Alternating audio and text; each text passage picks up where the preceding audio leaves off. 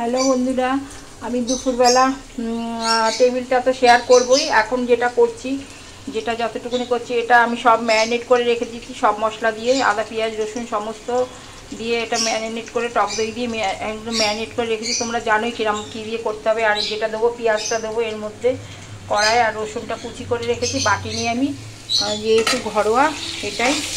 আর আলুটা লাল লাল করে ভেজে নিচ্ছি, গরম মশলা, গোটা গরম মশলা ফোড়ন দিয়ে একেবারেই নিয়ে নিয়েছি। আলুটা লাল লাল করে ভেজে নিচ্ছি, তুলে নেবো, নিয়ে চিকেনটাকে কষাবো পুরো। আর এখানে মিঠা তো গোলাপ জল, কেওড়ের জল আর মিশিয়ে রেখেছি, আর দুধ, আর এটা আমি কেশরটা টেবিলে রেখেছি, ওটা দেখাবো।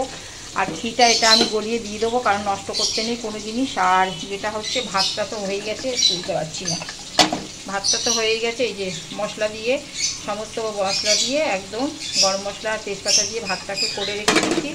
এক হাতে তুলতে পারলাম না, বাই বন্ধুরা, আর বাদ বাকিটা দেখাবো পরে।